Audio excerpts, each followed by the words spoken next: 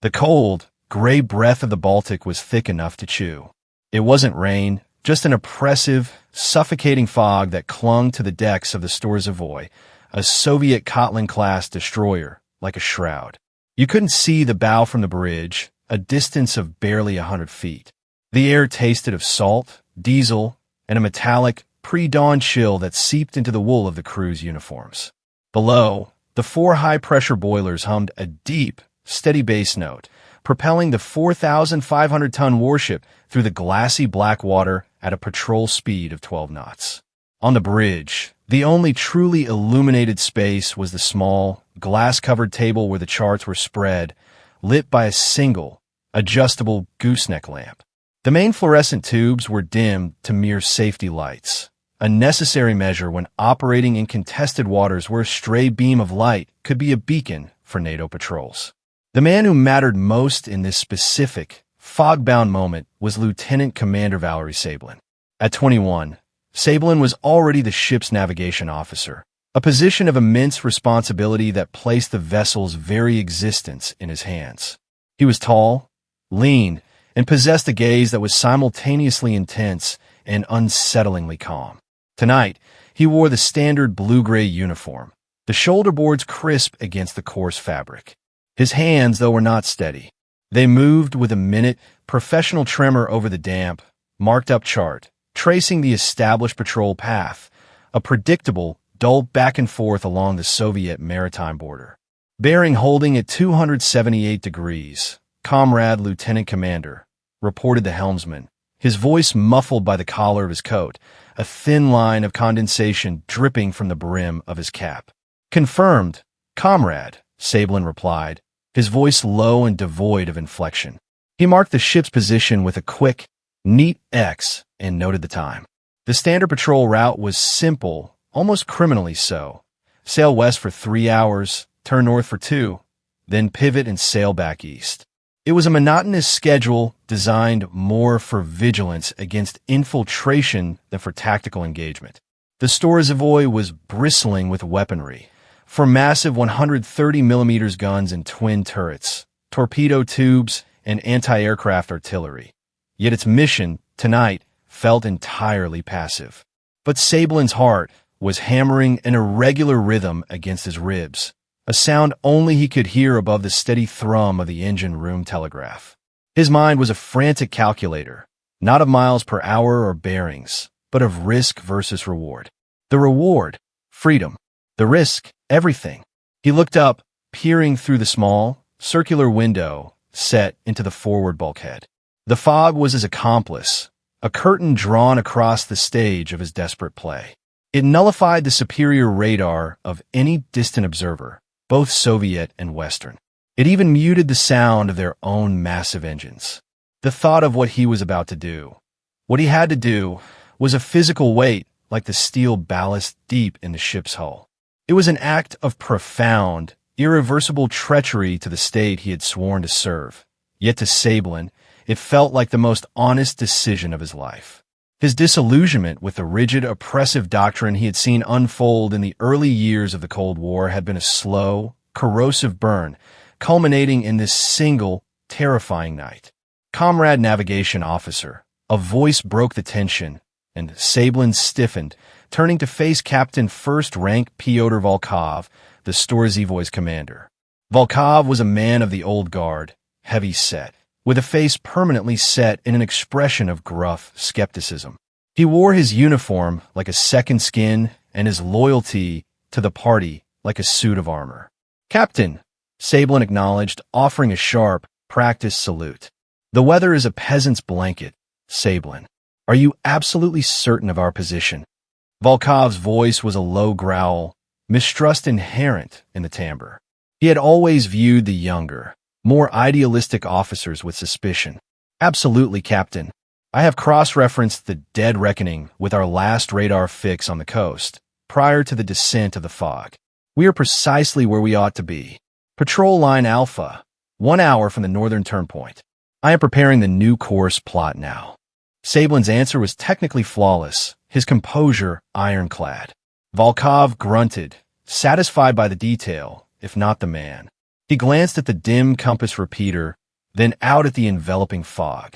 Maintain vigilance, Lieutenant Commander, and ensure the signalmen are ready to relay any change in weather to the squadron. I do not want to be a derelict ship should an enemy submarine try to use this cover.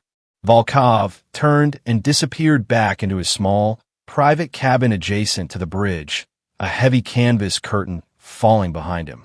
Sablin let out a breath he hadn't realized he was holding. The captain was gone. The bridge crew, the helmsman, the radar operator, and the log keeper were all focused on their immediate, tedious tasks. This was his window. The turn point was an established moment of navigational chaos, a natural break in the routine, and he was the one in control of the course correction. His eyes scanned the chart one last time. The official course line was drawn in thick, red pencil. Right beside it, almost invisible in the dim light, was a faint, almost theoretical line he had plotted days ago. It wasn't the course to the north. It was a precise, calculated vector that cut directly west-southwest. This direction would take them not toward the next Soviet waypoint, but through a treacherous, tightly guarded corridor, a known minefield left over from the Great Patriotic War, and straight toward the neutral, non-aligned shores of Sweden. Sablin knew the mines were still there. He had studied the archive charts. He also knew something no one else on the ship did. He had a unique, self-developed technique to use the ship's low-power sonar echoes from the seabed contours to navigate in zero visibility, a trick he'd been practicing for months under the guise of advanced training. It was the trick that made the impossible merely improbable. He picked up a parallel rule and placed one edge firmly on his secret vector. His hand stopped trembling. The transition from thought to action was a sudden, powerful clarity. The line was drawn. The die was cast. He leaned down toward the helmsman, his voice a low, urgent whisper that would not carry beyond the man's ear. "Comrade, petty officer, change course to 240 degrees, Sablin murmured, his gaze fixed on the helmsman's eyes. 240, southwest, cutting hard across the patrol line and directly into the designated danger zone. The official next course, the northward pivot, would have been 350 degrees. He had just initiated an irreversible 270-degree deviation from the planned route. The helmsman, a young conscript named Victor who looked perpetually tired, blinked once, the order barely registering. He was used to the routine, the predictable, monotonous corrections. 240, Comrade Lieutenant Commander. The official plot shows 350 for the northern pivot. Sablin allowed a flicker of impatience, but his voice remained rigorously controlled. "I'm aware of the plotted course, petty officer. There has been a priority signal, a high-level, classified change of objective. We are diverting to intercept a non-allied vessel detected straying into the restricted zone. An unscheduled patrol sweep. This is KGB operational traffic. Do not log the initial deviation. Simply execute the command now. Immediately." The mention of the KGB, the dreaded state security service, was a psychological weapon. It froze the petty officer's doubt. In the rigid Soviet hierarchy, questions were insubordination, and questioning an order tied to the KGB was an act of political suicide. 240 degrees. "Aye, Comrade Lieutenant Commander," Victor mumbled, his eyes darting briefly to the radar operator who remained fixated on his barely flickering scope. He gripped the wheel, and the massive destroyer began its slow, deliberate yaw to port. On the navigation table, Sablin pretended to be engrossed in verifying his charts, though his entire focus was on the magnetic compass repeater, watching the bearing needle swing past 300, 270, and finally settling on 240. The turn took a tense 5 minutes.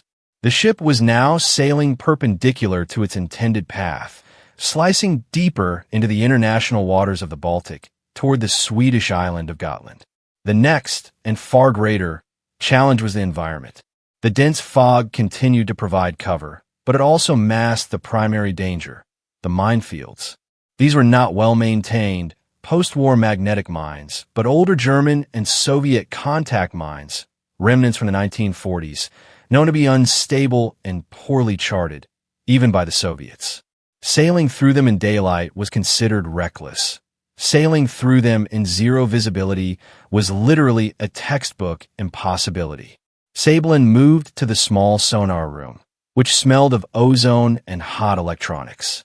Inside, Petty Officer Second Class Ivan Zaitsev sat hunched over the sonar console. Zaitsev was an expert technician, the kind of professional Sabelin knew he could rely on, but also a man whose loyalty lay strictly with the chain of command. Zaitsev, switch the primary sonar sweep to bottom profiling mode, Sabelin ordered, and run the secondary hydrophones on passive. I want to check for shallow water contours. We have received new intelligence indicating a slight shift in the silt bed near the old German-designated Box 2 area. We need to verify the depth for the captain's log. This was Sabelin's second, more complex deception. Bottom profiling was typically a geological or hydrological research function, not standard combat navigation. By focusing the sonar on the seabed contours instead of distant contacts, Sabelin was able to utilize his unique trick. The depth soundings of the Baltic Sea floor are not uniform. They feature subtle, recognizable trenches, ridges, and slopes. In zero visibility conditions, a skilled navigator could use these acoustic footprints like a topographical map, correlating them precisely with depths marked on detailed navigational charts. It was a form of dead reckoning relying not on astronomical fixes or distant land sightings, but on the silent, constant presence of the ocean floor. Zaitsev, confused but diligent, began adjusting the dials. A green, oscillating line representing the sea floor began to scroll across the small sonar display. Depth holding steady at 78 meters, Comrade Commander. Sand and silt bottom, Zaitsev reported. Sabelin didn't look at the sonar output directly. He looked at the chart he'd brought with him, the extremely detailed hydrographic chart 55B, marked with historical mine zones and bathymetric data. He overlaid the theoretical course of 240 degrees onto the chart. His calculated path was designed to thread the needle, to pass between the historical North Block and West Block mine zones, a channel that required maintaining a depth consistently above 60 meters and below 90 meters, a narrow safe zone indicated by the historical logs. Maintain the sweep, Zaitsev. Report any rapid shoaling, even a meter. We are looking for an unexpected ridge. We need to establish a precise fix before we enter what command believes is a hot zone, Sabelin said, leaning over the display, his finger tracing a faint, subtle ridge line on the chart. For the next 2 hours, the only sound in the sonar room was the steady ping of the active sweep and Zaitsev's monotonous depth reports. Sabelin, however, was listening to a different song. He was correlating the shape of the scrolling green line, a slow descent, a brief, sharp ridge, a gradual ascent, with the contours on his chart. He was sailing the ship blind, not by instruments alone, but by a memory of the map and an acoustic image of the world beneath them. The tension was suffocating. Every passing minute meant they were closer to the neutral Swedish territorial waters, but also closer to the hidden, explosive danger below. He calculated their speed, the effects of the tide, and their precise deviation from the minute details of the seafloor's topography. Then, a sudden, alarming change. Comrade Lieutenant Commander. Sharp shoaling. Depth dropping to 65 meters. And I have an echo, a large, submerged contact off the starboard bow. Bearing 255. Zaitsev's voice cracked, fear finally overriding professionalism. Sabelin's stomach dropped. The shoaling indicated they were on the edge of the North Block minefield, having strayed too far to port. The contact? A potential mine, or worse, a patrol ship. He had mere seconds. He spun out of the sonar room, his mind racing. He had to correct the course, and he had to do it without alerting Captain Volkov or revealing the nature of the emergency. The cover story had to hold. He burst onto the bridge, the cold, damp air shock. The radar screen was still useless, obscure by fog. Helmsman, hard rudder, 10 degrees to port. Execute immediately. We have hit a sudden, undocumented thermocline that is obscuring our instruments. Captain's orders to correct our position before the next phase of the sweep. Sablin barked, inventing a technical glitch, the thermocline, to justify the sharp movement. The helmsman, startled by the urgency, spun the wheel. The Storazavoy listed sharply, the massive ship shuddering as the rudder bit the water, altering course from 240 to 250 degrees. The sudden change in heading was exactly what Sablin needed. It put the mine contact and the minefield itself back on their port quarter and set them back on a parallel, safer trajectory toward their destination. He waited, heart pounding, listening for the telltale boom of a detonating mine. Silence. Only the steady roar of the engines. They had threaded the needle.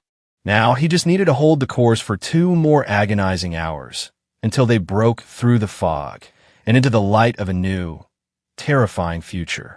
His entire life was now a matter of minutes and degrees, a secret gamble played out in the deadly gray vastness of the Baltic Sea. The 2 hours that followed were an eternity compressed into 120 minutes. Lieutenant Commander Sablin did not leave the bridge. He was a static presence, a pillar of feigned composure, running continuous, minute corrections based on the sonar's acoustic portrait of the seabed. He felt the ship beneath his feet, the deep vibration of the screws, and the barely perceptible roll, as if it were an extension of his own nervous system. The cold in the air was profound, but a frantic, internal heat kept the chill from penetrating. The ship's routine, the very nature of naval discipline, became his best ally. Crew shift changed. The morning watch relieved the mid-watch, but the transition was dull, quiet, and dominated by the relentless fog. No one questioned the navigation officer's continuous presence. In such poor visibility, it was a display of due diligence. Around 5:45 hours, a subtle but powerful change began. The homogeneous gray of the fog began to lighten, not suddenly, but with a slow, creeping luminescence. The deck lights, which had been weak cones of yellow in the swirling moisture, began to look anemic against the encroaching dawn.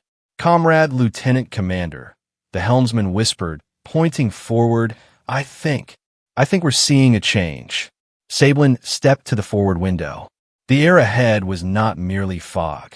It was a sheer wall of opaque mist, but now, a patch high above was thinning, showing a brief, impossible expanse of pale, cold blue. And then it happened. A sudden, almost dramatic wind shift. A strong, clean breeze that swept down from the north, rolled the thick blanket of fog back like a stage curtain being drawn. Within 3 minutes, the Storazavoy burst into a world of clear, sharp visibility. The water was a deep, restless blue, and the horizon was defined. The sun, still low, was a blinding copper disk, reflecting 1,000,000 points of light off the choppy waves. The sudden clarity was both a victory and a new danger. They were exposed. The radar operator, energized by the clear air, immediately began sweeping the horizon. "Clear, Captain. No contacts beyond 10 nautical miles.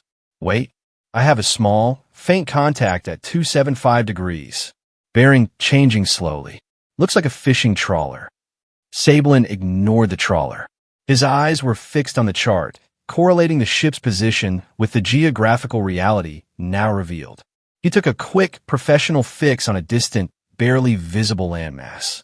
It was a low, undulating profile of rocky coastline and pine trees.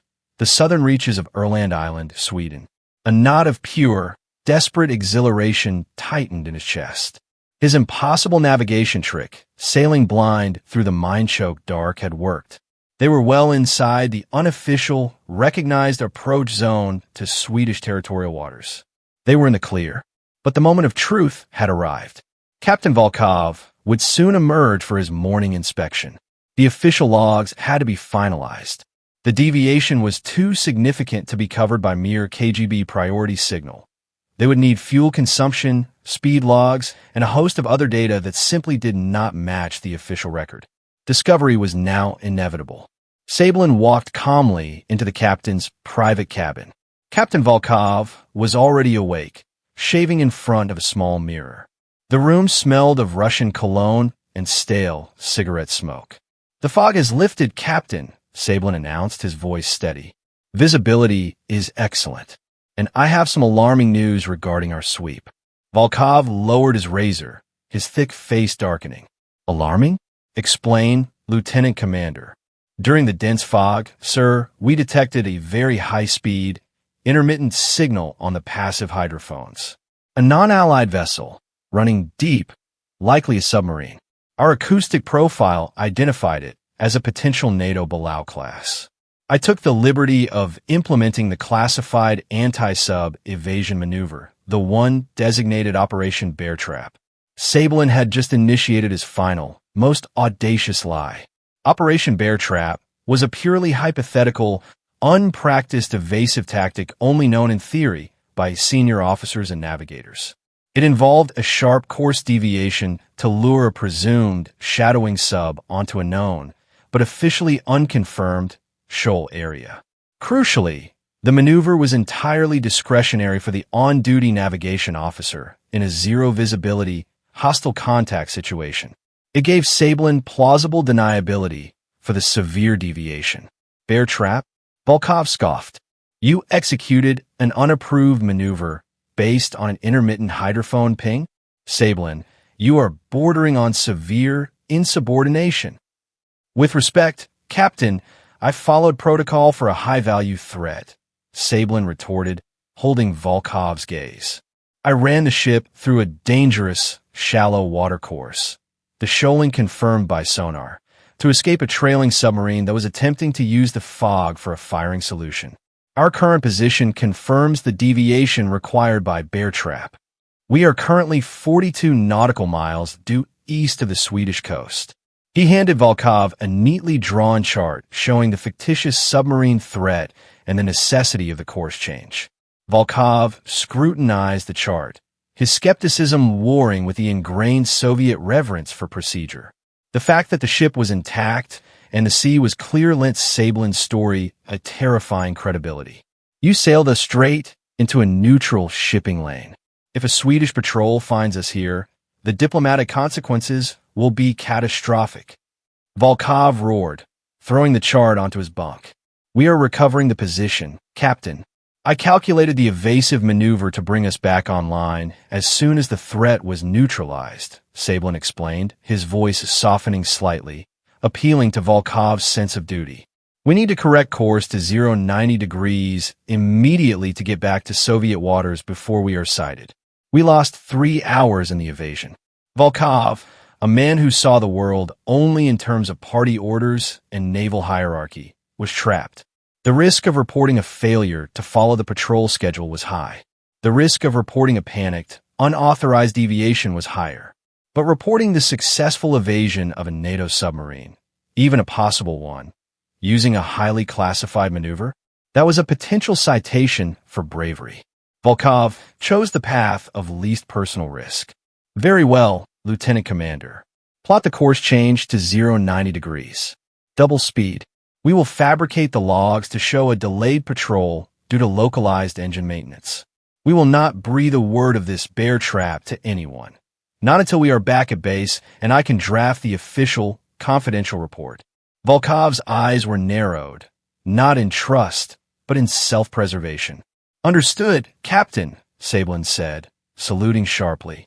He returned to the bridge, his mind already calculating the next, final phase. Volkov had just given him precisely what he needed, a legal, high-speed dash towards Soviet waters.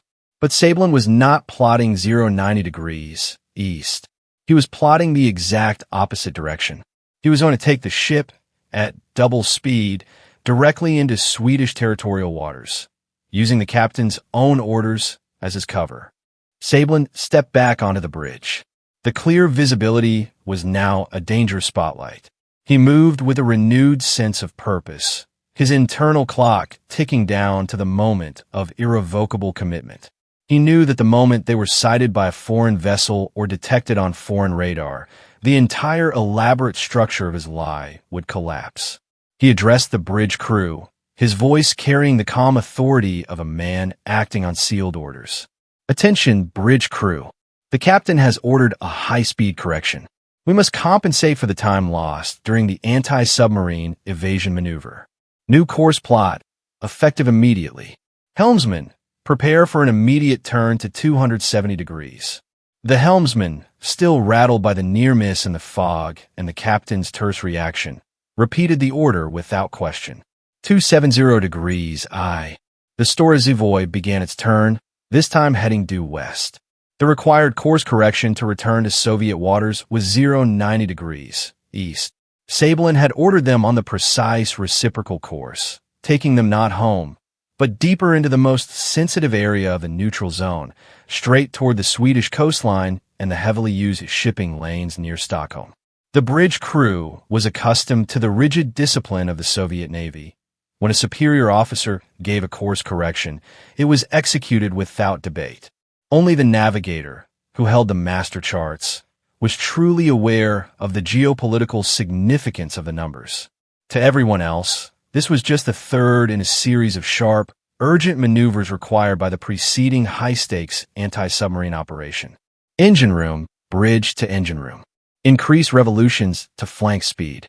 Report readiness to sustain this speed for 3 hours, Sablin commanded into the voice tube. Flank speed, the highest possible velocity the ship could maintain, would push the massive destroyer to over 30 knots, tearing through the waves and covering the distance to the Swedish coast at a horrifying pace. The reply from the chief engineer, a gruff warrant officer named Gennady, was immediate. Flank speed, aye. Comrade Lieutenant Commander. Inform the captain the consumption rate will be extraordinary. The captain is aware. This is a matter of strategic urgency. Full speed ahead, Comrade Engineer. The massive steam turbines screamed in response, the deep, guttural thrum vibrating up through the decks into the very bones of the crew. The ship surged forward, throwing up a colossal white wake that fanned out behind them, a visible, undeniable violation on the otherwise peaceful Baltic. Sablin watched the chart table. He was using a simple, dramatic inversion of the captain's orders. Captain Volkov believed they were racing east at flank speed to cover a fabricated distance. In reality, they were racing west, cutting the remaining distance to Sweden in half. For the next hour, Sablin performed a theatrical demonstration of hypervigilance. He conferred constantly with the radar operator, pointing to fictitious contacts and justifying the aggressive speed. He demanded constant log updates from the helmsman, filling the time with the busy work of naval discipline. He was banking on two things: Captain Volkov's profound desire for a morning sleep-in after the supposed night-long evasion, and the bridge crew's complete trust in the captain's confidential orders. However, one member of the crew was beginning to feel the chill of unease. Petty Officer Second Class Andreev, the ship's signalman. Andreev was monitoring the long-range radio chatter and the lack of any supporting communication. No signal from the squadron confirming the bear trap evasion, no priority traffic, nothing but the usual low-level patrol chatter, was starting to look suspicious. Andreev lowered the headphones and approached Sablin cautiously. Comrade Lieutenant Commander, I am receiving nothing that correlates with the captain's situation report. No supporting traffic, no acknowledgement of bear trap, and our cryptographic officer has not been directed to update the daily code schedule for a priority transmission. This was the first direct challenge. Sablin turned to face the young signalman, his demeanor shifting from focused professional to menacing security officer. Comrade signalman, the nature of this operation is strictly compartmentalized. This is a KGB Navy joint operation that bypasses standard protocol. If the enemy were monitoring our patrol frequency, they would immediately recognize the change in tactics. Do not attempt to transmit or receive any unauthorized queries. Your duty is to monitor only the designated secure channel, which is likely being jammed or has gone silent to maintain electronic security. Do you understand the need for absolute radio silence, comrade? The implied threat was clear. Unauthorized communication would be seen as attempting to breach a highly classified security operation, an act of espionage. Andreev, pale but compliant, immediately retreated, adjusting his radio dials back to the silent, secure channel accepting the explanation that his equipment was fine, but the mission was secret. The ship roared on. The clock on the bridge showed 6:55 hours. They were now less than 15 nautical miles from Swedish territorial waters. The coastline, previously a distant smudge, was now a distinct line of dark rock and white-capped waves. Suddenly, a new, sharp voice cut through the background hum. It was Captain Volkov, his heavy frame filling the bridge doorway. He was fully dressed, his face etched with concern. "Sablin, what in God's name is that wake? Why are we at flank speed? I ordered a return to Soviet waters, not a race." Volkov strode to the radar repeater, his eyes scanning the screen, which was now showing a clear coastline. The radar operator, eager to demonstrate competence, reported loudly. "Surface contact at 10 nautical miles, bearing 265 degrees, Captain." "It's a lighthouse, sir." "Position confirmed. Stora Karlsö Lighthouse, Sweden." Volkov froze. He looked from the radar screen, which clearly showed the proximity to a known Swedish navigation marker, to the course repeater, which read 270 degrees. His face went from confusion to a look of absolute, terrifying comprehension. He had been tricked. Sablin hadn't corrected the course. He had inverted it. Reverse course. Reverse course to 090 degrees. Full rudder to starboard. Volkov roared, his voice cracking with panic. He grabbed the helm control, intending to override the helmsman. Sablin moved with the swift, desperate violence of a man who has already sacrificed everything. He stepped between Volkov and the wheel, blocking the captain's path. "No, Captain. The course is holding," Sablin said, his voice calm, but his eyes burning with an almost frightening conviction.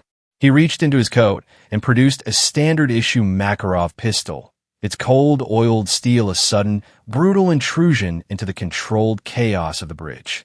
He did not point it directly at Volkov, but held it steady, down by his side, its presence unmistakable. "We are not turning back, Captain. We are proceeding to neutral territory. You are relieved of command." The air on the bridge became instantly cold, every sound amplifying. The screaming turbines, the pounding waves, and the dreadful silence of the stunned crew. The point of no return had been crossed, not with a course correction, but with the metallic click of a safety catch. The silence that followed Sablin's declaration was deeper and more terrifying than the roar of the engines. It was the sound of loyalty breaking, of discipline dissolving into sheer terror. The four men on the bridge, Captain Volkov, the helmsman Victor, the radar operator, and petty officer second-class Andreev, were frozen, caught in the unbearable tension between the rigid authority of their captain and the immediate, deadly threat posed by the Makarov in their navigation officer's hand. Captain Volkov was the first to move. His face, usually a mask of rigid authority, contorted into a furious, purple mask of betrayal and rage. "Mutiny! Sablin, you are committing treason against the Soviet Union. I order you, in the name of the party, to drop that weapon." He lunged forward, not in a calculated attack, but a desperate, animalistic attempt to reclaim his authority in the ship. Sablin did not raise the pistol. He did not fire. He simply took one deliberate, professional step backward, maintaining the distance. Volkov, heavily set and hampered by his bulk, stumbled on the polished brass step leading to the helm station. "You have a choice, Captain," Sablin stated, his voice still unervingly level, cutting through Volkov's gasping breaths. "You can either accept that the course is set, remain in your cabin, and face a political hearing in Sweden, or you can resist and face immediate immobilization." He shifted the pistol slightly, making a subtle gesture toward the emergency stop button for the engine room telegraph. The message was clear. If Volkov escalated the physical confrontation, the ship would stop dead in the water, giving up their speed advantage and making their position a clear target for any incoming Soviet interceptor. The crew on the bridge watched with horrified fascination. The helmsman, Victor, still had his hands on the wheel, maintaining the 270-degree course. He looked directly at Sablin, then at the sputtering captain, his allegiance hanging in the balance. "Helmsman, turn the ship to 090. Volkov screamed, pointing at the compass repeater. "Helmsman, hold the course. We are running on my orders now. Anyone who attempts to deviate from 270 degrees will be considered an enemy agent attempting to seize a Soviet military asset," Sablin countermanded, using the very language of security and fear that the Soviet system had instilled in them. For a decisive, pivotal moment, Victor wavered. Then, the power of the Makarov, the proximity of the Swedish coast, now clearly visible through the forward glass, and the paralyzing fear of being involved in a deadly political struggle won out. Victor held the wheel steady. The radar operator, sensing the permanent shift in authority, wisely busied himself with his scope, pretending the entire, terrifying scene was not unfolding 10 feet away. The most crucial threat came from the ship's executive officer, XO, Lieutenant Commander Semyon Novikov, who would be in his bunk on the lower deck. Sablin had to secure the other senior officers before word spread below and a counter-mutiny could be organized. "Signalman Andreev," Sablin barked, his eyes never leaving Volkov. "Go to the radio room. Secure and disable the long-range transmitter. Cut the main antennae cable and bring me the transceiver crystals. Inform the cryptographic officer that Captain Volkov has ordered complete radio silence due to an extreme electronic warfare threat. Move." Andreev, relieved to have a non-confrontational order, sprinted from the bridge. Sablin had just neutralized the primary means of contacting the Soviet Baltic Fleet. He then addressed the stunned Captain Volkov, who was slowly backing away, his mind clearly racing for a path of escape or counterattack. "Captain Volkov, you will proceed to your cabin. You will remain there until we reach harbor. If any attempt is made to use the internal ship's phone or to signal the engine room, I will treat it as a hostile act." As Volkov retreated, Sablin took control of the ship's internal communications system, the loudspeaker used for general quarters and announcements. He knew his audience was the entire crew of 320 men, most of them conscripts and petty officers who knew nothing of high-level politics, only their daily labor and the fear of the KGB. He held the microphone close to his lips, his voice amplified across every deck, from the engine room to the torpedo tubes, cutting through the steam and the diesel fumes. "Attention all hands! Attention all hands! This is Lieutenant Commander Sablin. We are now operating under a special, high-priority mission directive sanctioned by the highest levels of the Central Committee. Captain Volkov has been temporarily relieved of duty due to an acute, sudden medical emergency affecting his ability to command." He paused, letting the lies sink in. The medical emergency was a far more palatable and less frightening explanation than mutiny. "We are proceeding at flank speed directly to neutral Swedish territorial waters to offload a critically injured officer for immediate medical attention. This is an operation of the highest political sensitivity. Any attempt to question or impede this emergency maneuver will be treated as obstruction of a Soviet state secret and will be punished accordingly. Maintain your stations. Flank speed will be maintained." The immediate consequence of this announcement was a burst of confused, frantic conversation below decks, instantly muffled by the steel of the ship.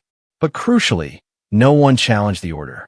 The idea of a high-speed dash to a neutral country for a critical medical emergency was just plausible enough, and the implicit threat of the Central Committee and State Secret was enough to keep the conscripts frozen in their duties. The sailors kept their watches, the engineers kept the steam pressure up, and the momentum of the vessel continued to propel them towards the west. Sablin now had fragile, temporary control, based on a pistol, a convincing lie, and the psychological weight of Soviet discipline. But they were rapidly approaching a point where the Swedish coast would be visible to the crew below, and the political lie would become geographically impossible to maintain. He needed to secure the remaining senior officers and the ship's arsenal, particularly the small arms locker, before the situation devolved into outright chaos. He motioned to the radar operator, whose eyes were wide with shock. "You," Sablin ordered, pointing the pistol. "You will accompany me to the executive officer's quarters." Now, quietly, the radar operator, a young officer named Mikhail, nodded frantically, his face pale with a mix of terror and the adrenaline of being singled out for a task by an armed mutineer.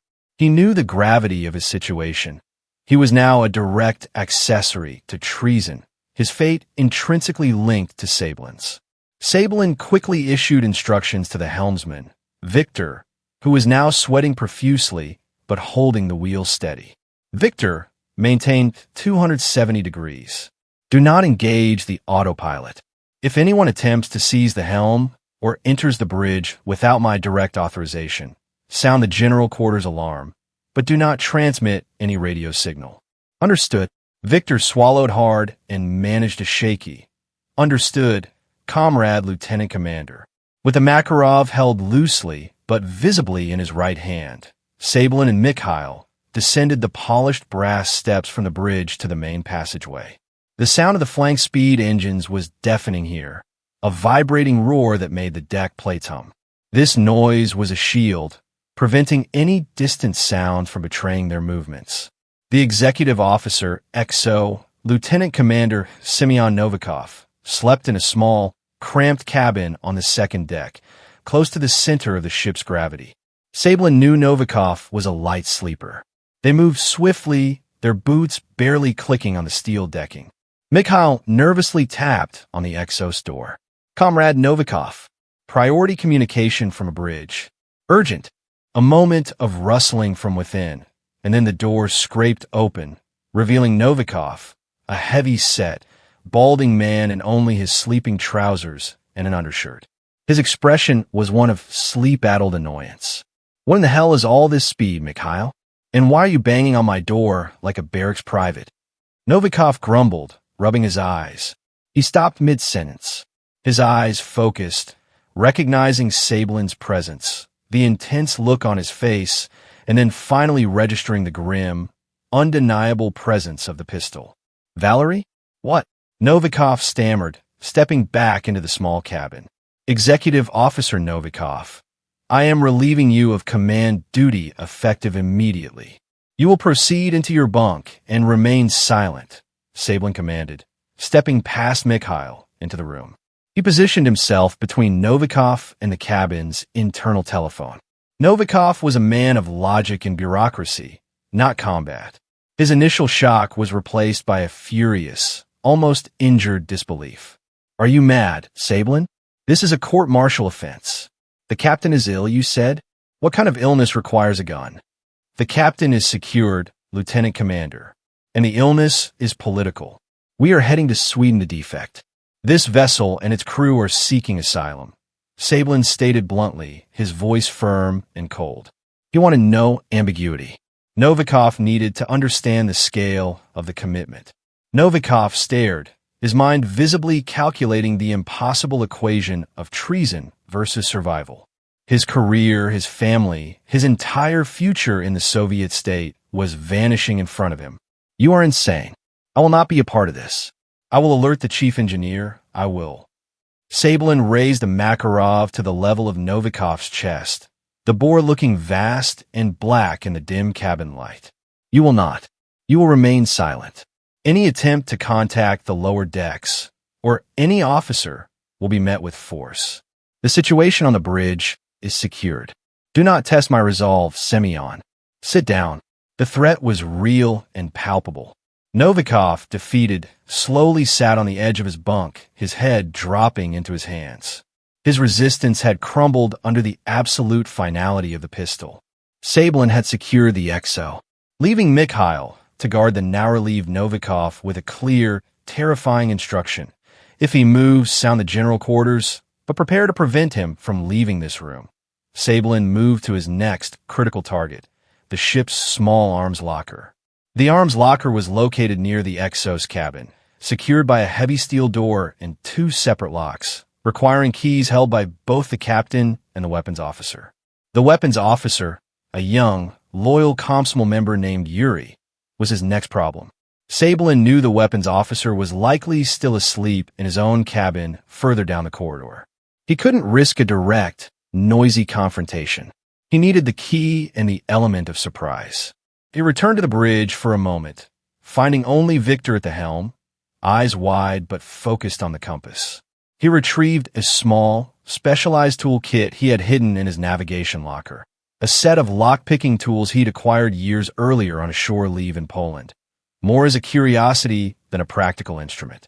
Back in the passageway, he quickly and silently worked on the weapons officer's cabin door lock. The lock was simple, and the roaring engines provided perfect acoustic cover. Within a minute, the latch clicked open.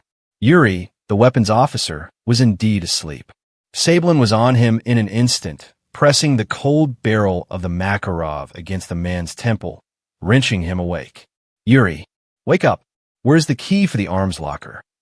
Sablin demanded in a whisper, his breath smelling of the Baltic chill. Yuri awoke with a muffled cry of panic, his eyes flying open and locking onto the gun. Terror immobilized him. He stammered, pointing to the pocket of his uniform jacket draped over a chair. Sablin quickly retrieved the key. He then used a length of thin nylon rope he carried in his survival kit to securely bind and gag the weapons officer, rendering him incapable of raising an alarm. He left Yuri secured in his cabin, its door locked from the outside. With both keys now in his possession, Sablin returned to the arms locker. He quickly unlocked the heavy steel door. Inside were racks of PPSH-41 submachine guns, crates of ammunition, and a small stock of hand grenades. He selected 3 submachine guns, clipped 3 full drum magazines to each, and attached 3 grenades to his own uniform belt. He also retrieved a crucial piece of equipment, the signal flag kit. He knew that once they were in Swedish waters, the universal language of diplomacy would replace the language of force. He returned to the bridge, armed and ready, the cold weight of the submachine gun resting against his chest. They were now less than 5 nautical miles from the recognized Swedish boundary. Victor prepared to reduce speed. "Why give the order? Drop to bare steerage speed, 5 knots. We are about to enter neutral waters," Sablin commanded. He then slung one of the submachine guns over his shoulder, its presence a stark, terrifying symbol of his control. They had secured the officers and the weapons, but the 300-plus men on the lower decks were still unaware of the true nature of their voyage. The time for the final confrontation was now. The coastline of Erland Island was now starkly visible on the starboard bow, not a distant smudge, but a clear, close array of houses, pine forest, and the unmistakable, clean geometry of the Swedish flag flying over a small coastal station. The sun, fully risen, illuminated the scene with a blinding, indifferent glare. This was the moment the medical emergency lie would become instantly, geographically unsustainable. Sablin gripped the microphone for the general announcement system. He glanced at the terrified helmsman, Victor, then out the forward window. He had seconds before the sailors on the foredeck and in the gun mounts would realize they were not turning east, but running straight toward the west. "All hands! Attention, all hands!" Sablin's voice, amplified and distorted by the ship's loudspeakers, was now commanding every space, every compartment, from the crowded engine room to the isolated radar station. The sound of the screaming turbines had reduced slightly as Victor, following the silent order, had begun to throttle back the speed. The special mission is now in its final phase. As many of you can now see, we are approaching the coastline of Sweden. A palpable, collective shock rippled through the ship, despite the muffled sound of steel doors and bulkheads. Sablin could feel the vessel's internal atmosphere shift from the tension of a high-speed dash to the paralyzed dread of the unexpected. He continued, his voice dropping slightly, becoming less the military commander and more the passionate, philosophical instructor he had once been at the academy. "I did not bring us here for a medical emergency. I brought us here for freedom. I have relieved Captain Volkov of command because he would have turned us back into the suffocating control of the Soviet state. This ship is seeking political asylum." The word asylum hit the crew with the force of a tidal wave. For the majority of the conscripts, young men plucked from farms and factories, Sweden was a word, a concept, an unknown west they had been taught to fear. For the more seasoned petty officers, it was an impossibility, a direct violation of their most fundamental oaths. Sablin knew that to succeed, he had to appeal to their self-interest and their deep-seated, but often unspoken, disillusionment. Look around you, comrades. Look at the conditions you live in. We are heroes on paper, but we are prisoners in reality. We are forced to guard a border that only exists to keep us in. Ask yourselves, how long must we serve a system that repays loyalty with suspicion and hard work with meager rations and political indoctrination? He spoke specifically to the engineers, the vital core of the ship, whose work was physically demanding and often ignored. To the engine room crew, you keep the ship alive. You are heroes of labor, but you labor for nothing but the endless demands of the party. In the West, your skills are honored, not exploited. Your families will know peace, not scarcity. Your future is in your hands, not on a bureaucratic file in Moscow. He then addressed the weapons crew, emphasizing the danger they had just passed. We have just sailed through a deadly minefield in zero visibility. This was not a test. This was necessary to escape the Soviet patrol lines and to prove we are committed. I ask for your trust in this final moment. We are offering you a chance, a permanent escape from the fear and the lies that dictate every breath we take. We will soon be contacted by Swedish authorities. I will be surrendering the ship's secrets, our patrol patterns, our cryptographic codes, and the details of our nuclear capabilities in the Baltic. This is the price of our freedom. This is our guarantee of asylum. This last sentence was the brutal, necessary truth. It confirmed his act as treason and simultaneously provided the crew with a non-negotiable insurance policy. The West would protect a vessel that came bearing such invaluable intelligence. The loudspeaker hissed into silence. Sablin waited. The expected result was panic, but the reality was a moment of profound, paralyzing indecision. No one moved to challenge him. No one moved to support him. The inertia of the system was holding, the crew waiting for a definitive order from someone they could follow. Then, from the direction of the foredeck, a voice, amplified by the morning air, shouted a challenge. Sablin, this is madness. I will not abandon my post. I'm calling for the chief engineer to shut down the engines. It was Warrant Officer Dmitry Chekhov, the ship's highly decorated, elderly bosun, a man respected by the crew and utterly loyal to the party. Sablin sprinted to the starboard side of the bridge, aiming one of the submachine guns onto the deck. He saw Chekhov, his face red with righteous fury, running toward the main engine room hatch, intending to manually cut the main steam lines. This was the first act of internal, organized resistance. Sablin raised the submachine gun, pointing it at the bosun's feet. He fired a quick burst, 3 rounds of tracer ammunition. The steel deck sparked violently about 3 feet in front of Chekhov, the loud crack, crack, crack of the automatic weapon momentarily drowning out the engine noise. Chekhov stumbled, halted by the sheer shock and the proximity of the gunfire. Stand down, Comrade Chekhov. You will not condemn these men to decades in the Gulag because of your loyalty to a dead ideology. This is not war. This is a choice. Put your hands in the air. Sablin yelled, his voice strained but commanding. The sound of the gunfire was the catalyst. Down below, the chief engineer, Gennady, who had been considering Chekhov's message, immediately reversed his intention to shut down the engines. The clear, physical violence demonstrated that Sablin was not playing a political game. He was committed to force. On the bridge, Sablin barked the final, crucial order to the helmsman. Victor, stop engines. Bring the ship to a dead stop. We are anchoring. Now, the engine room telegraph clanged a final, sharp signal. Stop. The great ship shuddered as the turbines began their rapid, roaring deceleration. The massive inertia of the Storozhevoy carried them forward for another half-mile, before the bow finally cut through the waves for the last time.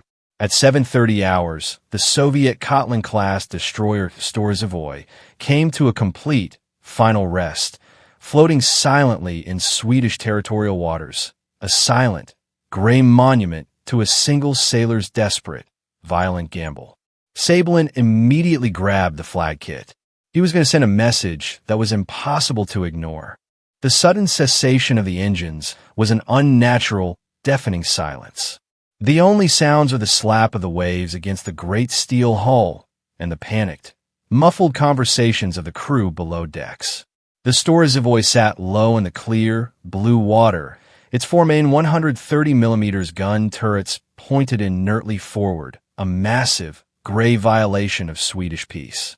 Sablin threw the door to the bridge's signal locker open, retrieving the canvas bag containing the international signal flags. He pulled out the Quebec Q flag, a yellow square, and the Lima L flag, a yellow and black checkered square. These two flags, flown together, formed the universally recognized maritime signal for "My ship is healthy and I request free pratique, permission to enter port, but I am under duress or have suffered a critical internal incident."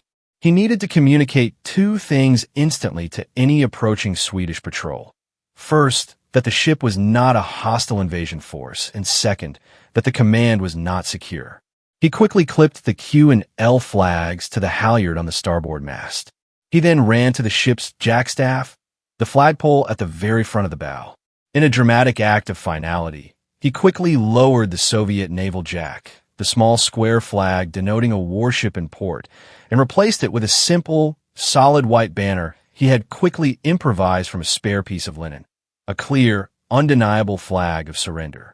With the new flags snapping briskly in the morning air, the yellow and black message flying high, and the white flag bowing at the bow, Sablin completed the visual communication of his desperate intent. He returned to the bridge. The helmsman, Victor, was still clutching the wheel, his knuckles white. "Helmsman, take the binoculars. Scan the coastline," Sablin ordered. "We need to anticipate the Swedish response.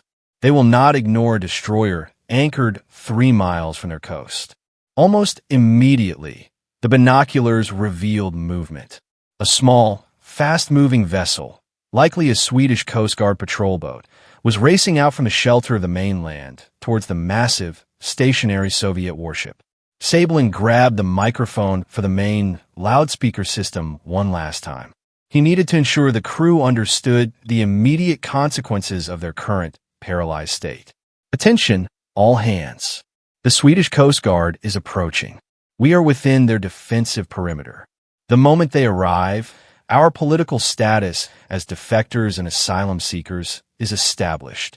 If anyone attempts to raise the Soviet flag, operate the main guns, or move to secure the captain, you are not fighting me.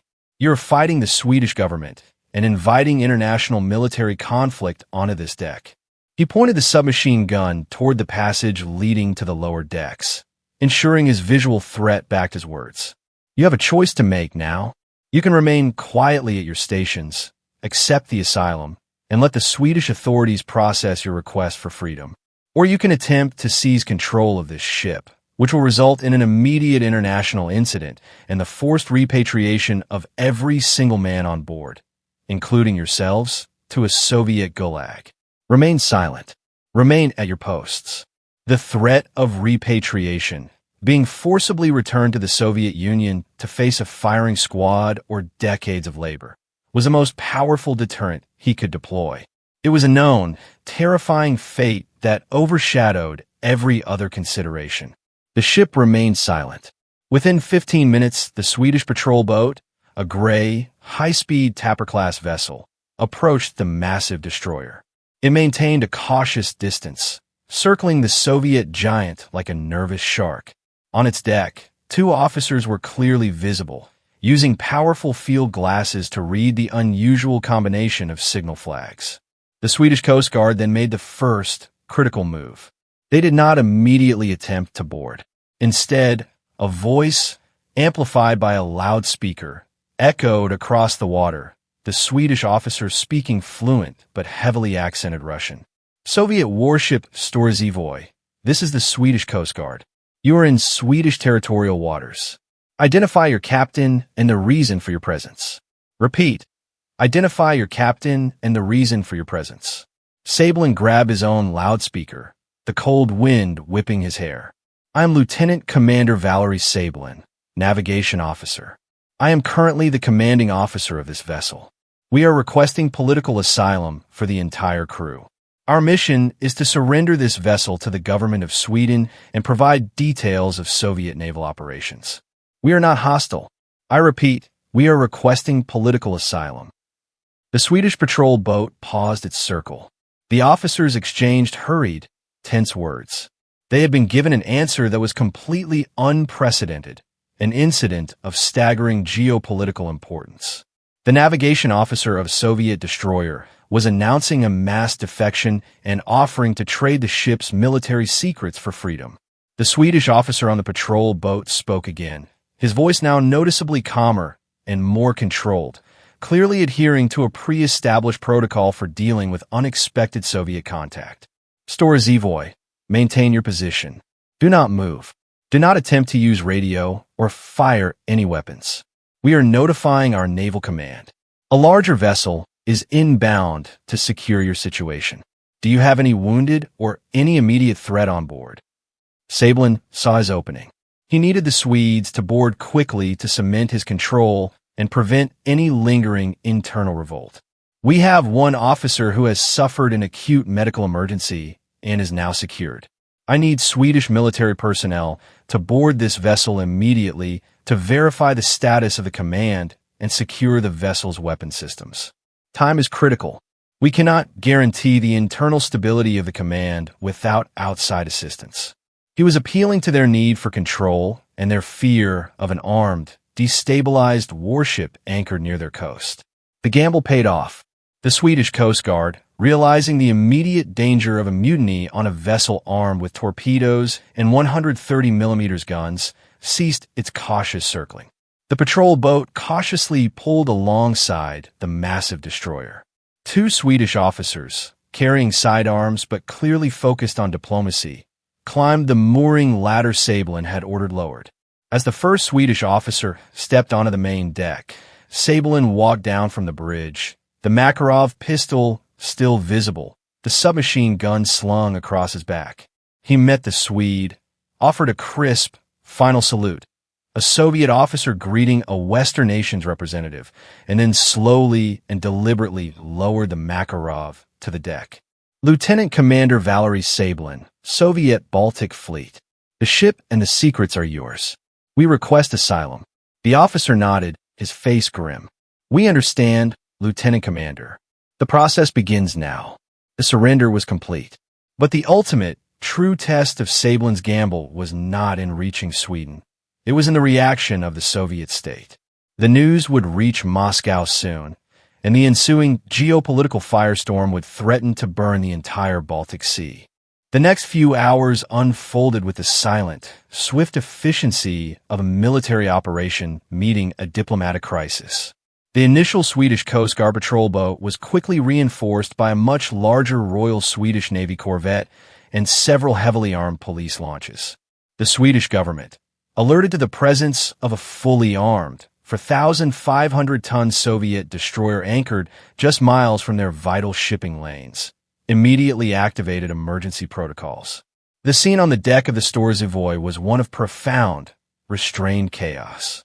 Swedish Marines, polite but firm, quickly established a perimeter, securing the bridge, the engine room telegraph, and the main gun turrets. They were careful to move through the ship with a clear show of force, yet maintaining a diplomatic distance, never engaging the Soviet crew directly unless necessary. Lieutenant Commander Sablin, having surrendered his weapon, was immediately escorted to the corvette for the first round of interrogation. He was brought not to a jail cell, but to a small professional office on board, where two men, one in a civilian suit identified as a foreign ministry official, and one a captain from Swedish naval intelligence, were waiting.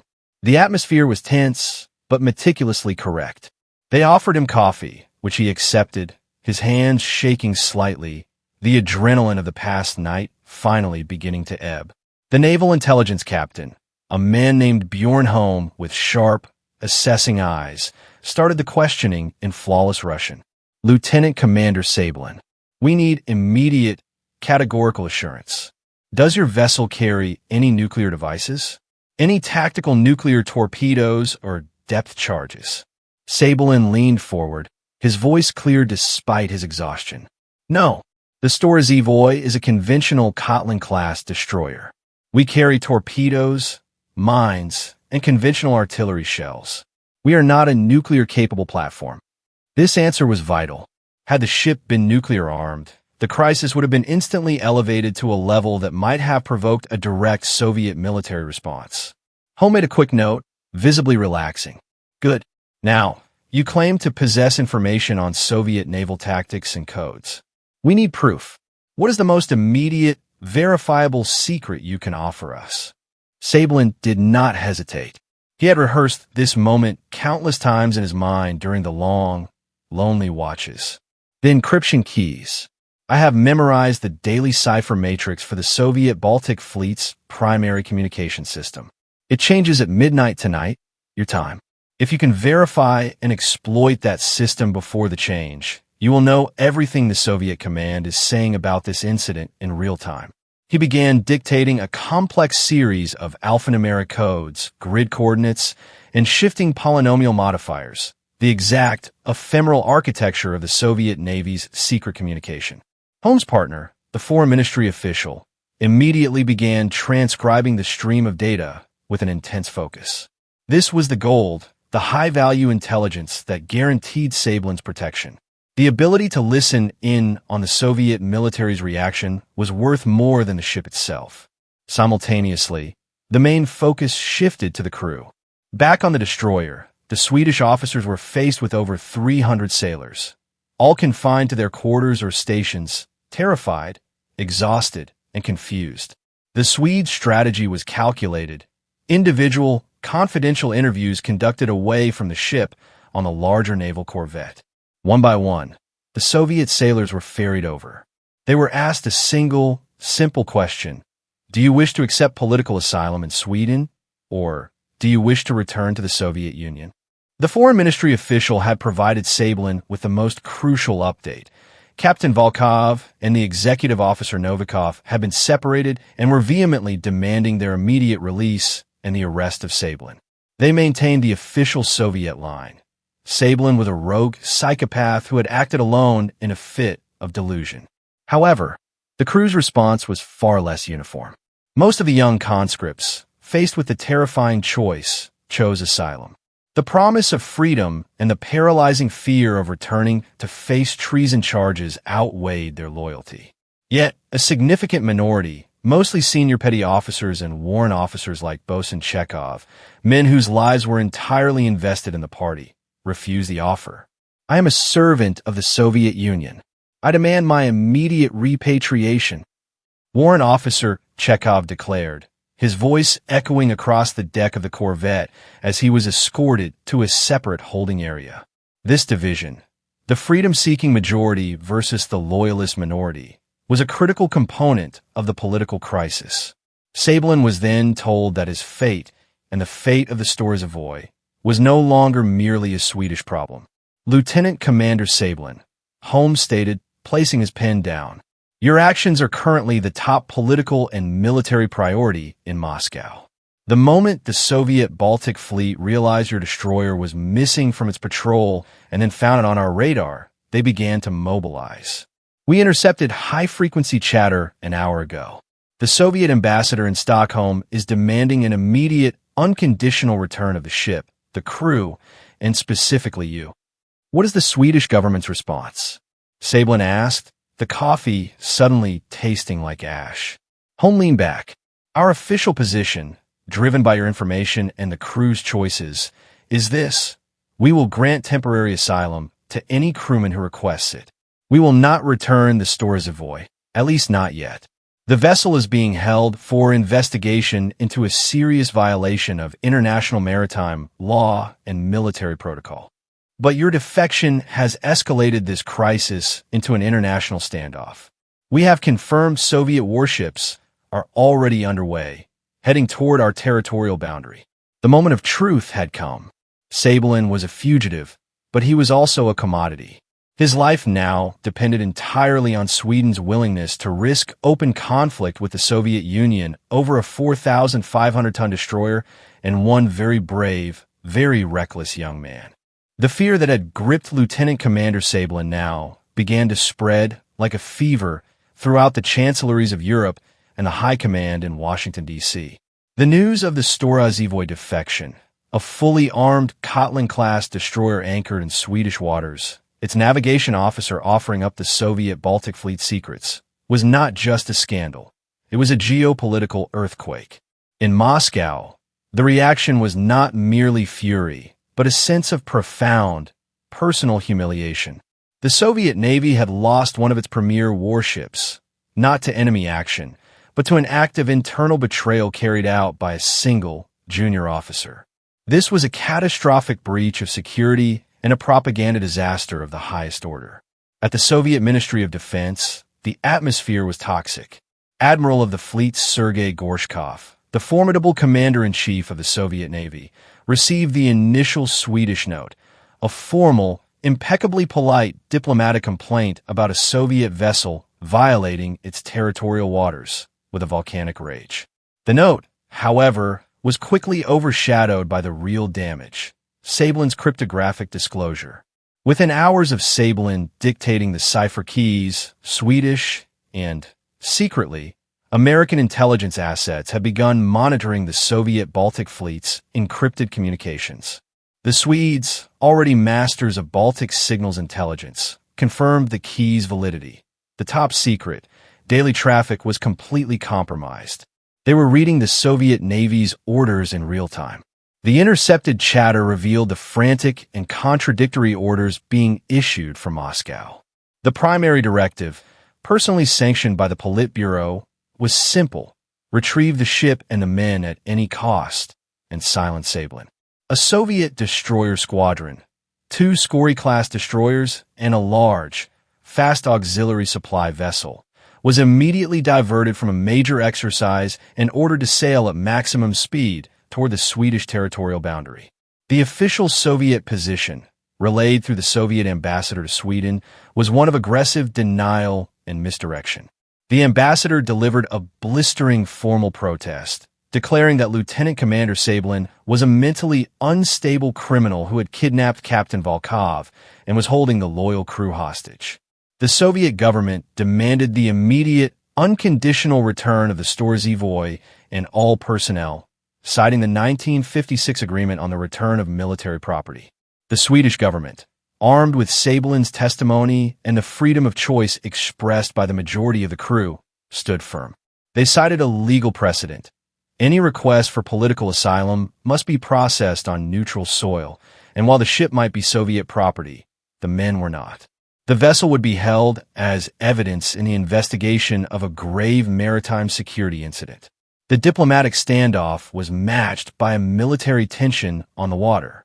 The 3 Soviet warships arrived at the international boundary, anchoring just outside Swedish territorial waters. Their presence was a clear, unambiguous act of intimidation. A Swedish naval task force, comprising several destroyers and fast missile boats, moved into a defensive position, creating a ring of steel around the Stora Zvoy and its Swedish escort. The 2 navies, divided by a line of buoys and kilometers of choppy Baltic water, stared each other down in a silent, tense confrontation. The possibility of an accidental engagement, a torpedo being launched, a warning shot going astray, was suddenly terrifyingly real. Meanwhile, Swedish intelligence continued their methodical work. Sablin was moved to a high-security facility near Stockholm, where his debriefing continued around the clock.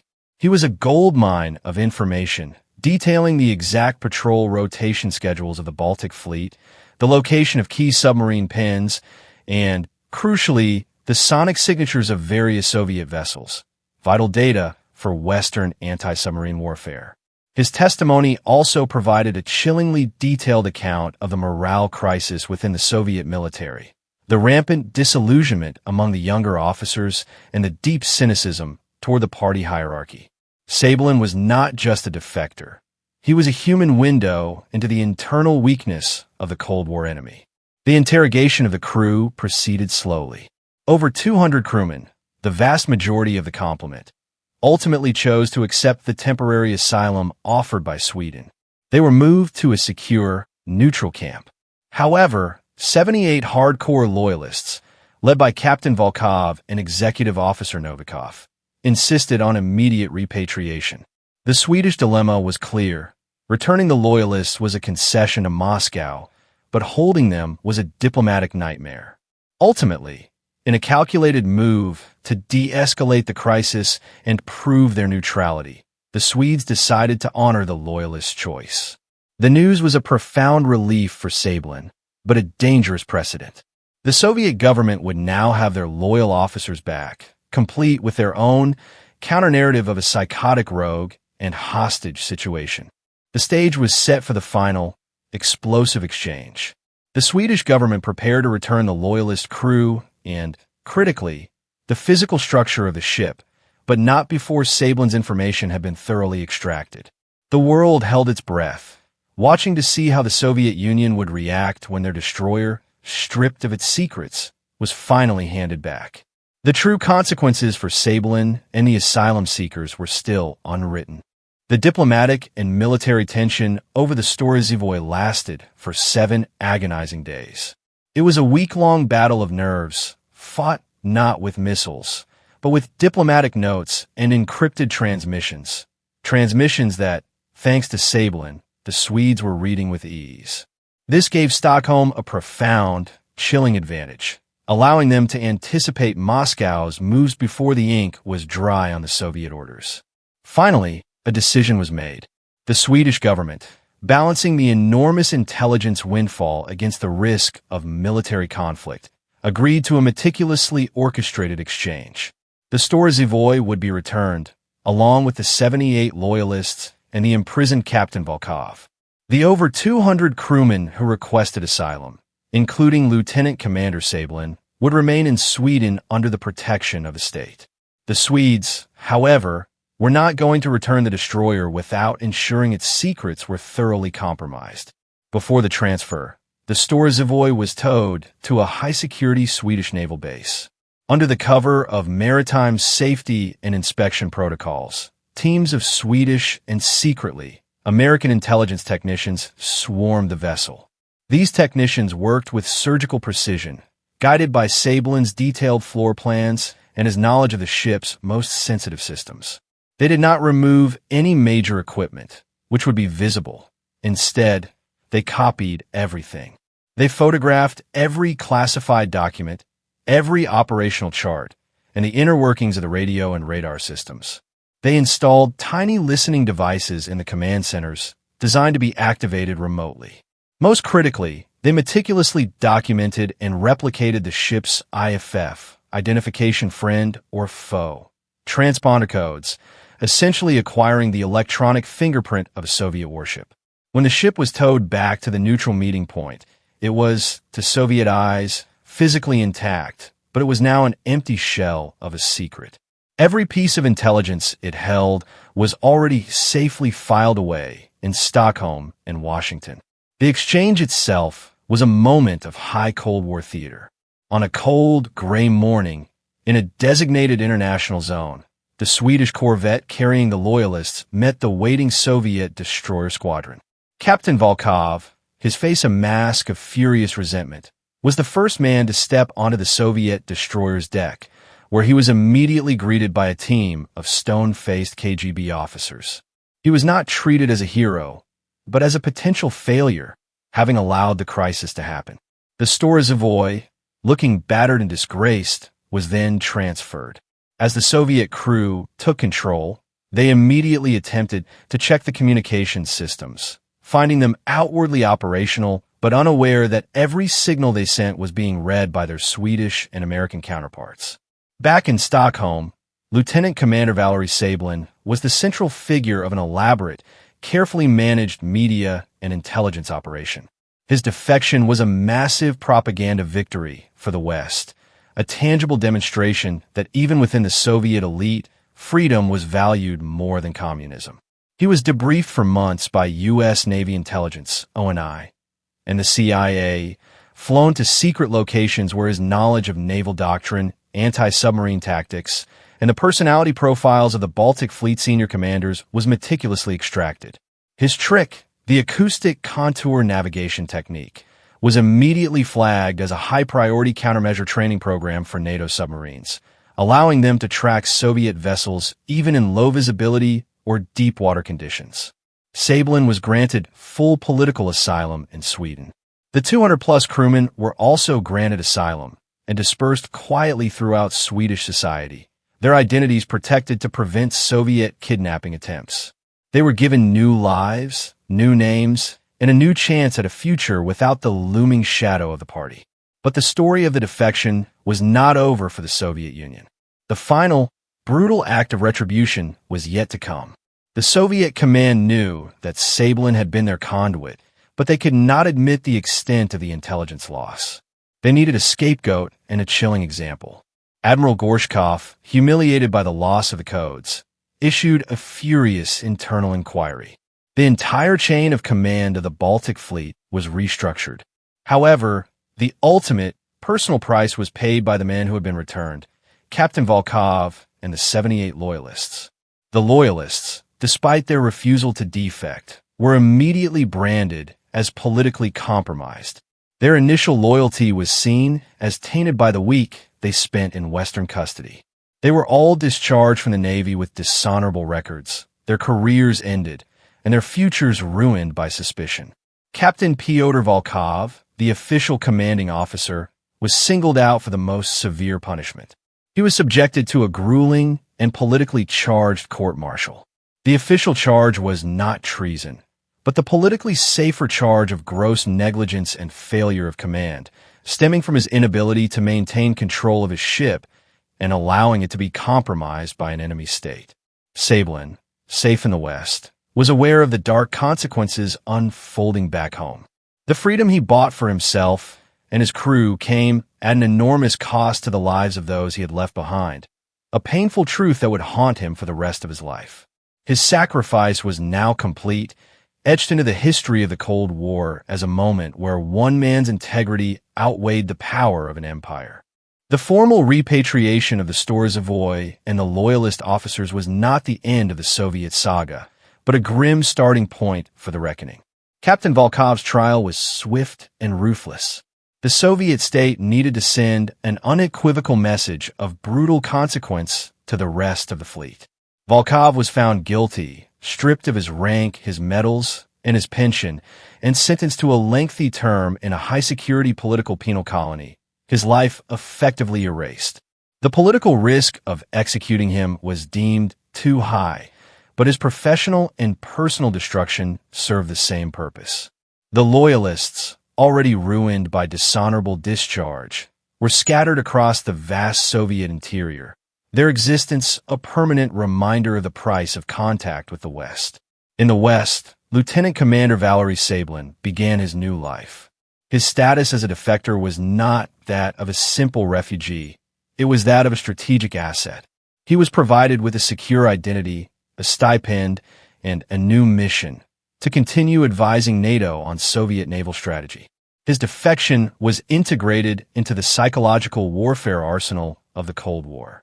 American and Swedish media, though carefully controlled by intelligence handlers, presented Sablin as a hero of conscience, a man who chose freedom over totalitarianism, the perfect foil to the gray, faceless narrative of the Soviet war machine. Sablin's immediate contribution to Western intelligence was immeasurable. His technical expertise on the Kotland-class destroyers allowed NATO to understand their vulnerabilities, especially regarding their older radar systems and steam turbine propulsion. His insight into the Soviet command structure and naval culture helped Western analysts predict the political and military reactions of the Baltic Fleet to future incidents. The acoustic contour navigation trick, his impossible navigation method, became a staple of classified anti-submarine warfare courses, giving Western submarines a genuine edge in operating covertly in shallow Baltic waters. But the psychological burden on Sablin was immense. He was a highly disciplined naval officer, trained in a strict hierarchy, suddenly placed into the bewildering freedom of Western democracy. He was now a permanent exile, cut off entirely from his past, his family, and the only professional life he had ever known. The weight of his betrayal, however justified in his own moral calculus, never truly lifted. He was haunted by the faces of the loyalist crew, especially the unfortunate Captain Volkov, men whose fates he had sealed simply by choosing a different course. He married a Swedish woman he met during his debriefing and attempted to build a quiet life away from the sea, but the sea was in his blood. He found himself drawn to the docks, watching the massive freighters come and go, a stark contrast to the purpose-driven destroyers he had once commanded. The Storzivoy incident permanently altered the geopolitical landscape of the Baltic. It forced the Soviet Union to immediately re-engineer their entire Baltic fleet cryptographic system at enormous cost and waste, a clear drain on their military budget. It also led to a massive internal security clampdown within the Navy, with political commissars placed on every vessel and background checks intensifying for every officer with a navigational specialty. The Soviet fleet became more paranoid, less efficient, and dangerously overcautious, a direct and lasting consequence of Sablin's courage. The event served as a chilling precursor to other, later high-profile Cold War defections, validating the Western strategy of providing a welcoming haven for disillusioned Eastern Bloc personnel. It proved that the system was not airtight and that individual conscience could, in fact, punch a hole in the Iron Curtain. Sablin, the architect of the impossible trick, lived out his years quietly, largely shielded from the public, once his intelligence value had been fully realized. The fame he had briefly acquired faded into the footnotes of Cold War history, becoming a story told only in the secure briefing rooms of NATO headquarters. He often reflected on that foggy night in the Baltic in 1956. The odds he overcame, the minefields, the zero visibility, the loyalty of his crew, the rage of his captain, were staggering. His navigation trick had not just taken a ship from one latitude to another. It had taken a man from one ideology to another, and in doing so, had exposed the fundamental fault lines of the Soviet Empire. He never returned to the sea as an active sailor. He taught briefly at a private maritime college, his identity subtly altered, passing on his vast, practical knowledge of navigation, though carefully omitting the single, pivotal technique that had changed his life in the course of the Cold War. His legacy was twofold: a crucial strategic edge for the West, and a quiet, profound example of an individual asserting moral agency against the suffocating power of the state. The memory of the Storzivoy, a mighty warship brought to a halt by one man's conscience, remains a powerful metaphor for the human element in the great ideological conflict of the 20th century. His impossible navigation had delivered not just a ship, but a truth that even in the most tightly controlled system, the path to freedom only requires the courage to change course.